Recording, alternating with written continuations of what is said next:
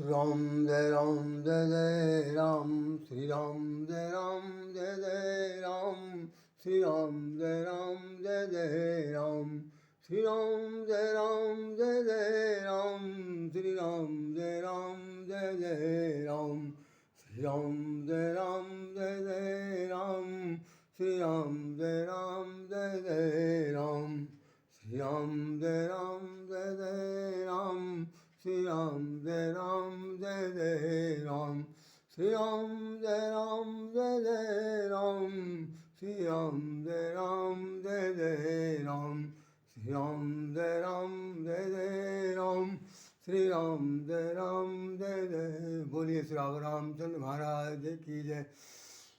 कल हमने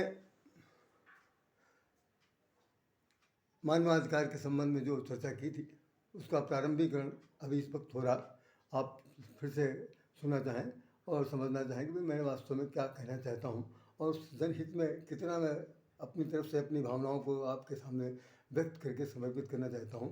ये एक भावना है। ये लेख भी आपने देखा था, फिर उसको मैं आपके सामने प्रस्तुत कर रहा हूँ कि भाई ये देख लीजिए। ये लेख हमारा छपा हुआ है, कैनवस टाइम्स उत्तर प्रदेश लखनऊ की राजधानी से छपता है।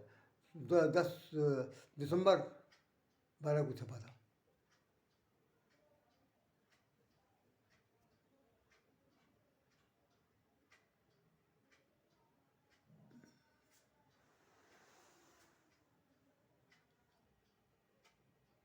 जैसा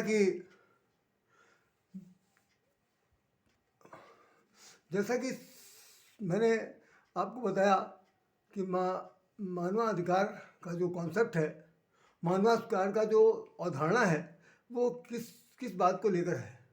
जैसा कि आपको बताया गया या आपके संज्ञान में होगा निश्चित रूप से कि जब यहाँ पर दूसरा विश्व महायुद्ध हुआ और तरह तरह के पूरे विश्व में रक्तपात हुए और बहुत ज़्यादा जनसंख्या का अंत हुआ, तो उस स्थिति में सारे देशों ने मिलकर के एक सभा की और सभा के बाद ये हुआ कि भाई कम से कम ये एक ऐसा कोई कानून बनना चाहिए जो मानव के हित के लिए, मानव के अस्तित्व के लिए, मानव के कल्याण के लिए, मानव के संरक्षण के लिए कोई एक ऐसा कानून बनना चाहिए जिसका नाम मानवाधिकार हो।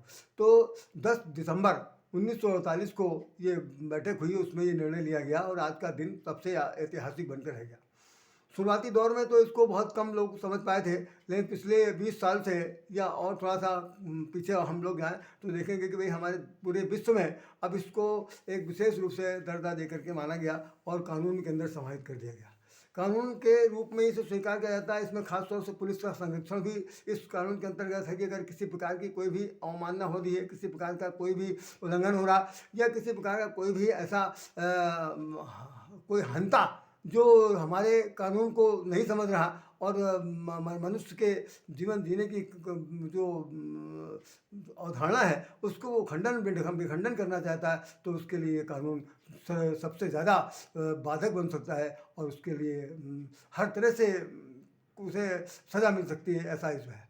तो मैं अपनी बात को प्रारंभ करने से पहले एक बार आपको बताना था। कल हमने जो बताया था आपको, वास्तव हुआ ये कि वो मेरा जो पहला वीडियो था वो किसी असावधानी से वो इसमें डिलीट हो गया, मिट गया, इसलिए मुझे दूसरी बार ये करना पड़ा। तो ये प्रथम है, इसको प्रथमता माना जाना चाहिए। तो मैं इसको शुरू करने से पहले मैं आपको सबसे पहले एक रामचरित मानस का एक दोहा सुना रहा हूँ, उसके बाद मैं कोई बातचीत आगे बढ़ाऊँगा। तो उस दोहे का जरा अर्थ समझिए क्या है। प्रभु समरथ सर्वज्ञ शिव, प्रभु समरथ सर्वज्ञ शिव, सकल कला गुण धाम, ज्ञान योग ज्ञान वैराग्य निधि, प्रणत कल्प तरुणाम। उन्होंने कहा कि भगवान जो है वो कौन है? प्रभु समर्थ, पारब्रह्म परमेश्वर, परमात्मा, सृष्टि रचयिता, सृष्टि का नायक, सृष्टि का बनाने वाला जो सर्जक है वो प्रभु समर्थ है, वो प्रभु है, समर्थमान है और उसके अंदर उसकी सामर्थ्य की कोई सीमा नहीं है। इस चीज़ को कौन जानता है? तो गोस्वामी जी ने लिखा कि सर्वज्ञ शिव, सब कुछ जानने वाले अगर कोई है दुनिया में, संसार में, देवों में महादेव, तो भगवान शंकर सब जानते हैं। और वो समृद्ध जो सर्वज्ञ शिव है वो कैसा है कि सकल कला गुण धाम, सकल समस्त समस्त प्रकार की कलाओं का, गुणों का भंडार है, धाम है। और ऐसी स्थिति में कह रहे हैं कि जो ज्ञान वैराग निधि, और वही योग भी है, वही योग भी है, वही वैराग्य भी है, वही ज्ञान भी है। और ऐसा है कि वो कल उसका जो नाम है ना, वो कल्पतरु वृक्ष के बराबर है। अर्थात हर इच्छा को अगर जिस तरह से कल्प वृक्ष पूरा करता है, ठीक उसी प्रकार से भगवान का नाम भी कल्पतरु के समान है। ये बात उन्होंने कह करके इस बात को स्पष्ट करने की चेष्टा की कि वास्तव में संसार का जो मालिक सर्वज्ञ है और गुणज्ञ है, ज्ञानी है, योगी है, सब प्रकार से समर्थवान है। तो ऐसे भगवान के संसार में हम लोग आए हैं, तो हम लोग का कर्तव्य क्या बनता है कि कम से कम हमको सबको एक साथ पैदा किया है। ईश्वर ने कहा है, उन्होंने कहा कि सब मम प्रिय मम बुझाए, सबसे अधिक मनुजमय भाई। सारे संसार को मैंने पैदा किया, जड़ चेतन को मैंने पैदा, सृष्टि को हमने निर्माण किया, सारी सृष्टि के जड़ चेतन जितने भी सब मेरे जैसे माले के अंदर मोती गोथी होती है, उसी तरह सब लोग मेरे में घुसे हुए हैं। और हम सबके अंतरस्थल में अंश के रूप में विराजमान है। तो भाई भगवान का हम लोग सारा संसार उनका अंश है। उसके बाद भी अगर कोई किसी के अस्तित्व को मिटाना चाहता है, किसी को मारना चाहता है, किसी के अधिकार को छीनना चाहता है, या किसी की आवाज़ को बंद करना चाहता है, केवल अपनी परिसत्ता को। प्राय आपने देखा होगा सारे संसार का सबसे बड़ा निर्माण जब से सृष्टि का निर्माण हुआ, सतयुग से लेकर के आपके कलयुग तक आते आते जितने भी प्रकार के आपने कथाओं में, कहानियों में, यहाँ भी वहाँ भी जो कुछ सुना होगा, उसमें सबसे ज़्यादा जो बाहुबली होता है, जो तप करके भगवान को प्रसन्न करके या वरदान पा करके जो बलि हो जाता है, तो वो अपने बाहुबल का प्रयोग के जगह दुरुपयोग भी करता है। और दुरुपयोग किस तरह करता है कि जो निर्बल है उनको सताता है, उनको अपने अधीन बनाना चाहता है। आप सतयुग की घटना वगैरह देख लीजिए, तो भी वहाँ पर यही हुआ।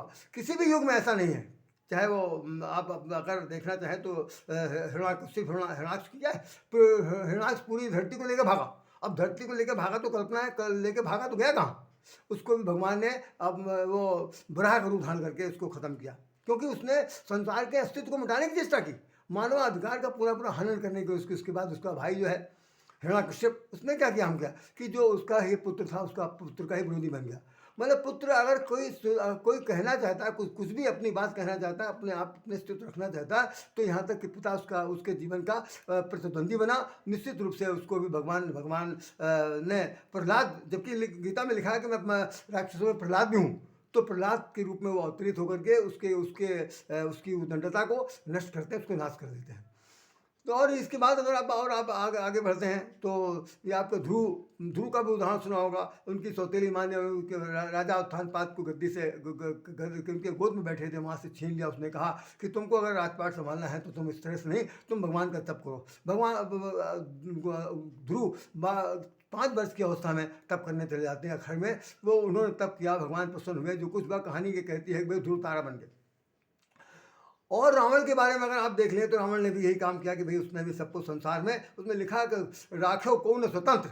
उसने अपने बाहुबल से सबको अपने अंडर काइंड कंट्रोल में कर, काइंड कहना तो ठीक नहीं है, उसने अपने कंट्रोल में कर लिया, सबको मारा, सबको ध्वस्त किया। सारे देवी देवता देवन तके गुफा देवन तके गृह और गुहा, इस तरह करके एक चौपाई लिखी हुई है। देवताओं ने जब देखा कि जैसे ही उन्होंने सुना कि रावण आ रहा है, तो रावण उसके डर के मारे सब लोग गुफाओं में छिप जाते थे, देवताओं को मारता था, सारे लोगों को बंदी बना लेता था। और वो कहता था कि भाई चलत दशानन, लिखा हुआ चलत दशानन ऑनलाइन डोले, जब चलता है तो धरती डोलती है, कांपती है। हाँ, तो ऐसी स्थिति में क्या है कि उसके अत्याचार से, उसके दुराचार से, उसके पापाचार से, उसके एकाधिकार से, उसके आधिपत्य से जनता त्राहिताएँ मचाती है। उस स्थिति में भी मानवाधिकार का अगर हनन हो रहा है, तो भगवान उस पर नियंत्रण करने के लिए धरती पर होते हैं।